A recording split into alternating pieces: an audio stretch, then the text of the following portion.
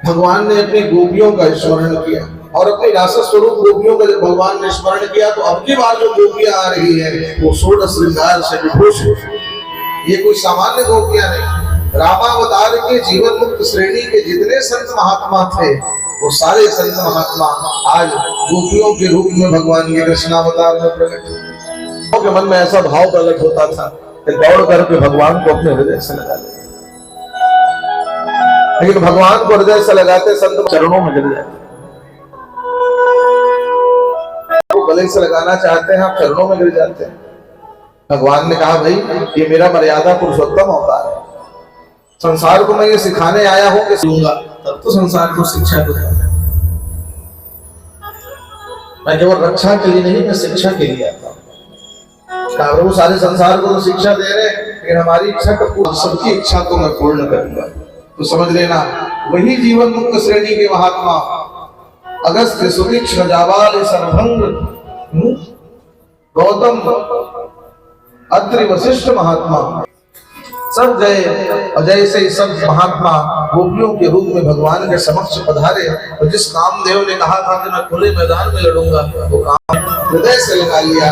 और वहां जो श्लोक सुखदेव जी ने भागवत में गाया, बाहु प्रसार पररंभ कराल कोरु नेविस्वनाल भन नम्र नखा कृपा। अगर भगवान की लीला चरित्र कथा का आप श्रवण करा रहे, ये कैसे भगवान कथम जुगुप्सित कर्माणं परदाराभिमर्शन। विचार किया कि आज 6वें दिन हो गया परीक्षित को कथा सुनाते, लेकिन आज पहले बार ऐसा लग रहा है कि मैंने किसी अनाधिकारी को भगवान की। तुम क्या समझते हो सुखदेव ज्ञानी किस कथा को हुआ था? पान के काम पर विजय की लीला का नाम रास्ता। अब धैर्य धारण करके परीक्षित बैठे। सुखदेव जी ने कहा कि जब कामदेव ने गोपियों के हृदय में प्रविष्ट होकर के अपने काम केली का प्रदर्शन किया, रास है, शरीर तो यहाँ है, उत्तम और सुंदर गरबैया डाले भगवान चमकने लगे गोपियों के साथ, जैसे गोपियां आंखों की गोपियों को अपने उंगलियों के इशारों पर बचाता है, उसी प्रकार सारे संसार में बचाने वाले ये भगवान।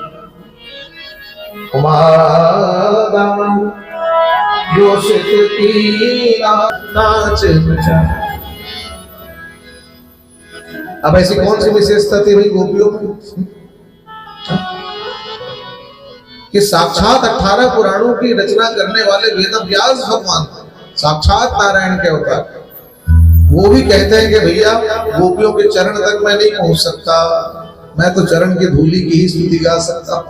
व्यास जी कहते हैं वंदे नंद ब्रजश्री पादरेणुमभिच्छिन्न सह,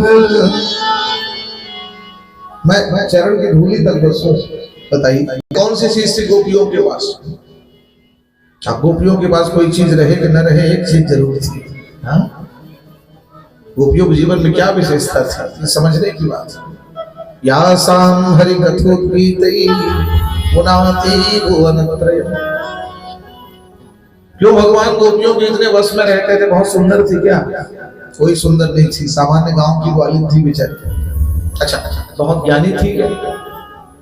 अनपढ़ गंवार, पढ़ी लिखी बिल्कुल नहीं, अंगूठा छाप, और बहुत रुपया पैसा था। अरे बेचारी दूध दही बेच करके जीवन चलाती थी, ना अर्थ था, न स्वरूप था, न ज्ञान था, फिर भी वेद व्यास जी ने उनके चरण धूले की प्रार्थना गाई। इसलिए गाई क्योंकि उनका जीवन कृष्ण में था।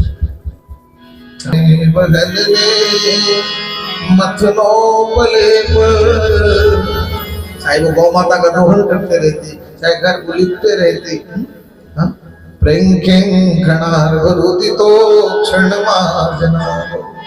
चाहे जल भर करके लाती रहती, चाहे घर गई थी, उतना आपको करना पड़ता है। कई कई किलोमीटर से सिर के ऊपर मटकी रख करके गोपियों को पानी भर के यमुना का लाना पड़ता था आपको? नहीं, यंत्र का युग है, एक बटन दबाइए 10वीं मंजिल में पानी पाइए। मथाने लेकर के दही मंथन की आवश्यकता पड़ती है। और माताओं को ही नहीं कहेंगे, बंधुओं का भी ऐसे ऐसे महायंत्र आ गए, घंटों का मिनटों में होता है। और ये आवश्यक भी नहीं है कि वर्ष में एक बार राम मंदिर में आयोजन हो, तभी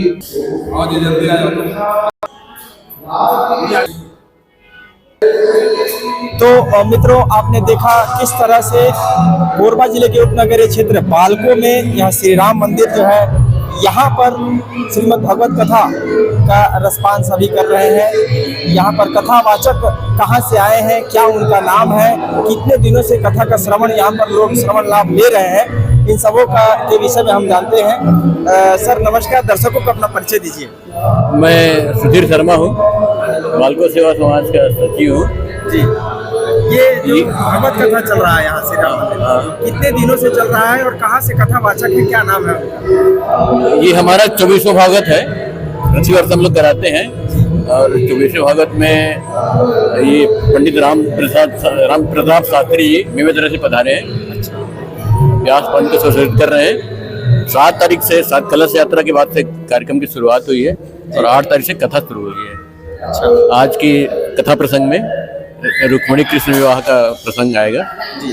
और हम लोग उसी तैयारी में लगे हुए हैं। अच्छा ये और एक और मजेदार बात या खुशखबरी वाली बात यह है कि आने वाले 26 में फरवरी में बसंत पंचमी के दिन मंदिर का 50 साल पूरे होंगे प्राण प्रतिष्ठा के।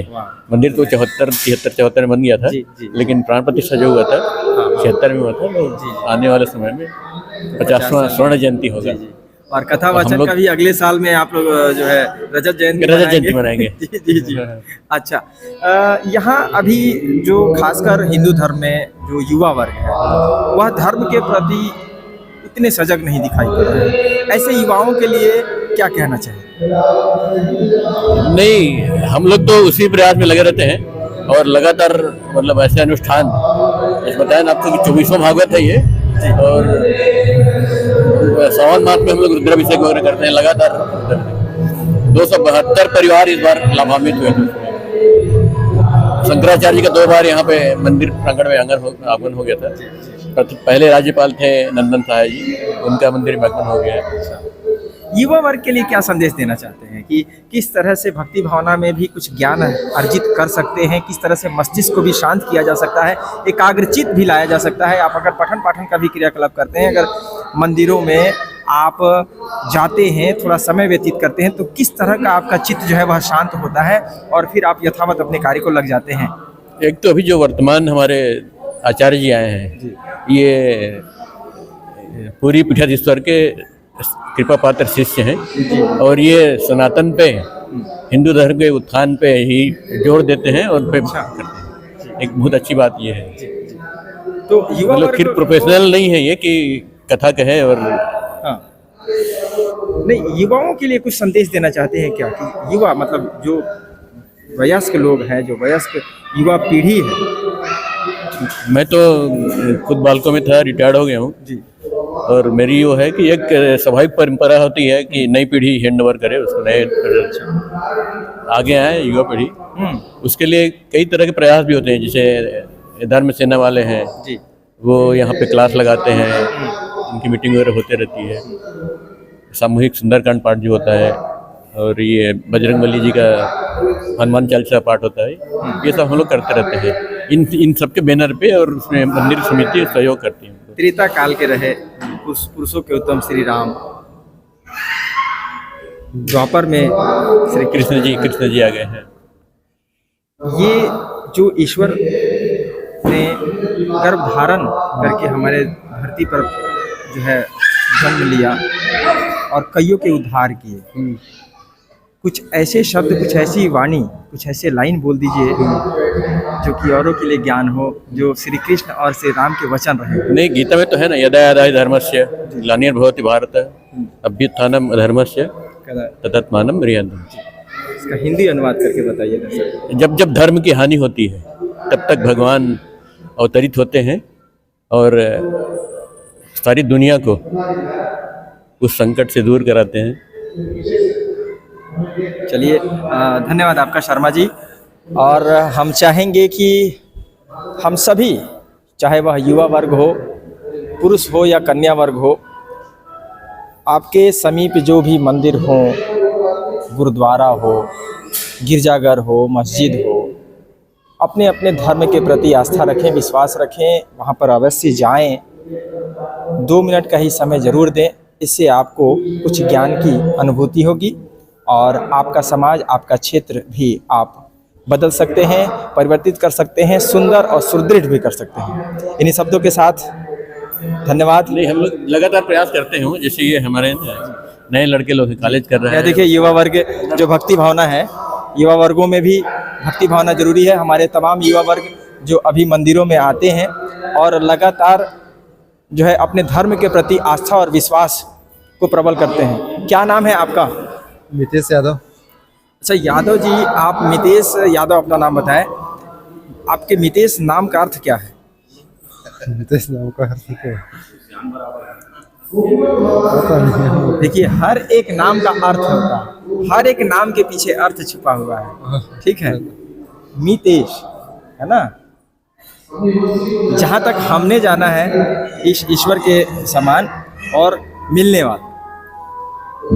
बाकी आप इसके लिए विस्तृत जानकारी ले लीजिएगा, आपके नाम का अर्थ क्या है, पहला। दूसरा चीज़, आप मंदिर में आए, आपने विधिवत श्री राम जी के स्तुति की। युवा वर्ग के लिए क्या संदेश देना चाहते हैं? सबसे पहले अपने आप स्वयं एक युवा है जी, अपने धर्म के बारे में जाने, जैसे बाकी लोग जानते हैं। अपने धर्म के बारे में हिंदू नहीं जानते, उतना ज़्यादातर शर्माते हैं, तो वो लोग भी अपने धर्म के बारे में सबसे पहले जाने, फिर देश की सेवा जो करना है करें जी। धर्म के बारे में जानना ज़्यादा जरूरी मितेश जी, है। आप क्या करते हैं? पढ़ाई कर रहे हैं, कौन से? Second year BA। Second year B. जो मितेश जी थे सेकेंड ईयर बी में हैं और इन्होंने युवा वर्ग के लिए यही संदेश दिया है कि वह भी समय दें और आस्था को प्रबल रखते रहे, अपनी संस्कृति को मिटने न दें। कहीं ना कहीं संस्कृति, इतिहास हमें बहुत कुछ सिखाया जाता है और इतिहास से सीखने की आवश्यकता है। हमने अपने जो परंपरागत चीज़ों को, अस्तित्व को खोने नहीं देना है। इसका अथक प्रयास हमें करते रहना है, क्योंकि इतिहास बेहद ही बेशकीमती है। धन्यवाद, जय हिंद। होता है ना, कुछ कर दिए ना।